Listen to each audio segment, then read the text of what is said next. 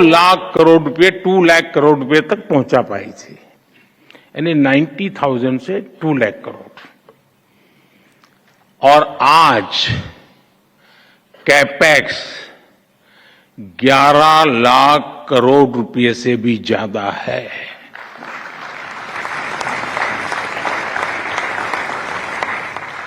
यानी 2004 टू 2014 के 10th year में कैपेक्स किसी तरह दुगुने पर पहुंचा था, जबकि हमारी सरकार में कैपेक्स 5 गुना ज्यादा से बढ़ा है।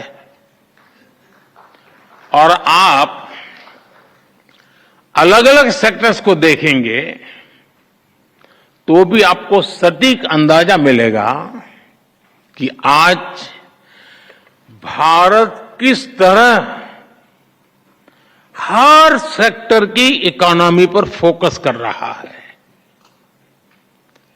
पहले की सरकार के 10 साल की तुलना में हमारी सरकार ने रेलवे का बजट 8 गुना बढ़ाया है, हाईवेज का बजट 8 गुना बढ़ाया है, एग्रीकल्चर का बजट 4 गुना से ज्यादा बढ़ाया है और डिफेंस का बजट 2 गुने से अधिक बढ़ाया है।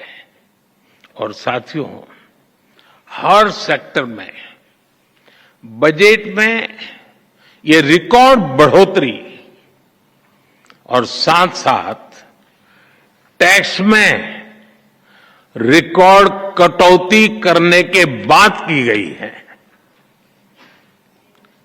2014 में 1 करोड़ रुपए कमाने वाली एमएसएमई को प्रिजम्पटिव टैक्स देना होता था, 1 करोड़। अब 3 करोड़ रुपए तक की आय वाली एमएसएमई भी इसका लाभ उठा सकती है। 2014 में 50 करोड़ तक कमाने वाली एमएसएमई को 30% टैक्स देना होता था, आज ये रेट 22% है। 2014 में कंपनियां 30% कॉर्पोरेट टैक्स देती थी, आज 400 करोड़ रुपए तक की आय वाली कंपनियों के लिए रेट 25% है। और फ्रेंड्स, बात सिर्फ बजट एलोकेशन बढ़ाने या टैक्स कम करने की नहीं है, बात गुड गवर्नेंस की भी है।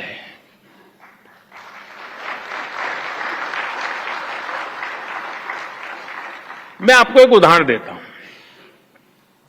अब जैसे कोई कमजोर व्यक्ति होता है जिसका वजन कम हो, लेकिन उसके शरीर में किसी बीमारी के कारण सूजन आए और पहले की तुलना में जरा कपड़े छोटे होने लग जाए, लेकिन क्या उसको हम हेल्दी कहेंगे? क्या वो तंदुरुस्त है ऐसा मानेंगे क्या? वो देखने में भले ही बहुत स्वस्थ लगे, लेकिन हकीकत में तो वो कमजोर होता ही है। 2014 से पहले के बजट का भी ऐसा ही हाल था।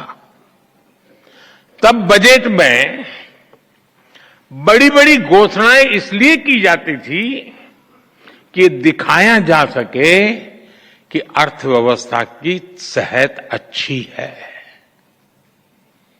लेकिन सच्चाई ये थी कि बजट में जो घोषणाएं होती थी वो भी जमीन पर पूरी तरह नहीं उतर पाती थी। ये लोग इंफ्रास्ट्रक्चर के लिए तय की गई राशि को भी पूरी तरह खर्च नहीं कर पाते थे। जब घोषित करते थे तो हेडलाइन लेते थे,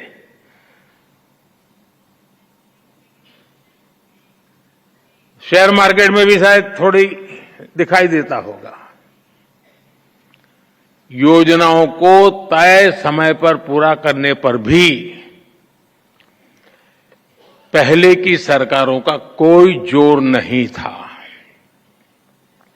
हमने 10 वर्षों में इस स्थिति को बदला है।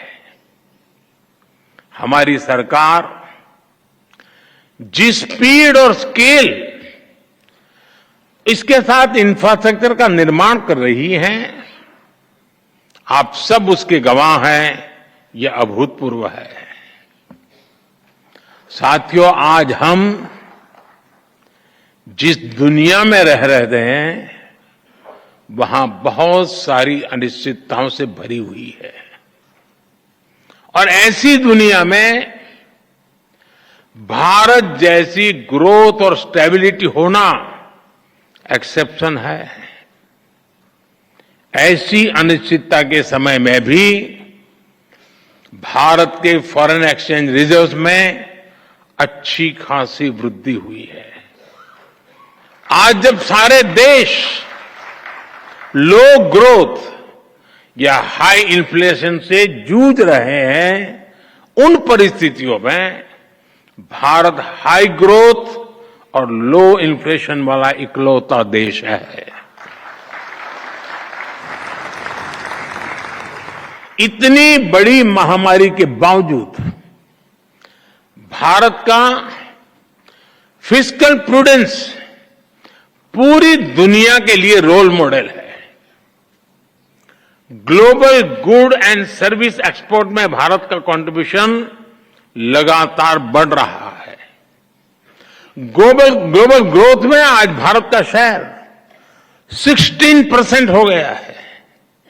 और आप ध्यान दीजिए, भारत ने ये ग्रोथ तब हासिल करके दिखाई है जब पिछले 10 साल में इकोनॉमी को झटका देने वाले अनेक संकट आए। हमारे कार्यकाल में ये भी एक मुसीबत रही। 100 साल की सबसे बड़ी पेंडेमिक, दुनिया के अलग अलग देशों में युद्ध की स्थिति, भारत में बड़ी बड़ी प्राकृतिक आपदाएं, कभी साइक्लोन, कभी सूखा, कभी भूकंप। हमने हर संकट का मुकाबला किया, हर चुनौती का समाधान किया। अगर ये संकट न आते तो भारत जहां आज पहुंचा है उससे भी कहीं अधिक ऊंचाई पर होता। और ये मेरा विश्वास, मेरे अनुभव के आधार पर मैं कह रहा हूं।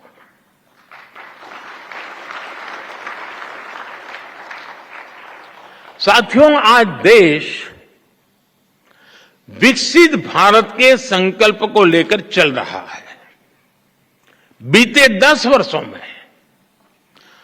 25 करोड़ लोग गरीबी से बाहर निकले हैं। हम देश के नागरिकों की ईज ऑफ लिविंग पर फोकस कर रहे हैं। हम देश के नागरिकों की क्वालिटी ऑफ लाइफ पर फोकस कर रहे हैं। साथियों, इंडस्ट्री 4.0 को ध्यान में रखते हुए हमारा बहुत अधिक फोकस स्किल डेवलपमेंट और एम्प्लॉयमेंट पर हमने केंद्रित किया है। आज देश के युवाओं में एक मिजाज बना है कि अपने दम पर कुछ करके दिखाना है। इसमें मुद्रा योजना हो, स्टार्टअप इंडिया अभियान हो, स्टैंड अप इंडिया हो, युवाओं की बहुत मदद कर रही है। मुद्रा योजना से लगभग मदद लेकर के 8 करोड़ से ज्यादा साथियों ने पहली बार कोई बिजनेस शुरू किया है। देश में आज करीब 1,40,000 स्टार्टअप्स हैं और इनमें लाखों युवा काम कर रहे हैं, नए नए साहस कर रहे हैं। इस बजट में भी जिस 2 लाख करोड़ रुपए के पीएम पैकेज की घोषणा हुई है, चारों तरफ उसकी वाहवाही हो रही है, खूब प्रशंसा हो रही है। इसका सीधा लाभ 4 करोड़ से अधिक युवाओं को मिलने का। ये पीएम पैकेज होलिस्टिक और कॉम्प्रिहेंसिव है। ये टुकड़ों में नहीं है, ये इंटरलिंक है, एंड टू एंड एक सॉल्यूशन है। इसका विजन स्पष्ट है। भारत की मैन पावर ग्लोबली कॉम्पिटिटिव हो, भारत का प्रोडक्ट ग्लोबली कॉम्पिटिटिव हो, और सिर्फ क्वालिटी नहीं बल्कि वैल्यू की दृष्टि से भी वो कॉम्पिटिटिव हो। हमारे युवाओं की स्किल बढ़े, उनका एक्सपोजर बढ़े, उन्हें आसानी से रोजगार मिले, इसके लिए हम इंटर्नशिप स्कीम लेकर आए हैं।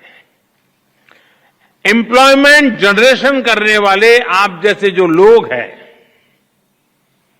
उनको लार्ज स्केल पर इंसेंटिव मिले, इसका भी हमने ध्यान रखा है। इसलिए ही सरकार ने ईपीएफओ कंट्रीब्यूशन में इंसेंटिव की घोषणा की है। साथियों, हमारी सरकार का इंटेंट और कमिटमेंट एकदम साफ है। हमारे डायरेक्शन में कोई डायवर्जन नहीं है। चाहे नेशन फर्स्ट ये हमारा कमिटमेंट हो, चाहे $5 ट्रिलियन इकोनॉमी का संकल्प हो, चाहे सैचुरेशन अप्रोच को हम अचीव करने का इरादा लेके चले हो, चाहे जीरो इफेक्ट जीरो डिफेक्ट की बात हो, चाहे आत्मनिर्भर भारत का हमारा दृढ़ संकल्प हो, चाहे विकसित भारत के विराट संकल्प के लिए हमारी लंबी दौड़ हो, हम इसके लिए पूरे फोकस के साथ काम कर रहे हैं। हम योजनाओं को निरंतर विस्तार देते हैं, उनकी प्रोग्रेस की समीक्षा करते हैं। आप सरकार की अप्रोच, विकास के प्रति हमारे कमिटमेंट को भली भांति जानते हैं। हम हर बार नए माइलस्टोन्स गढ़ रहे हैं।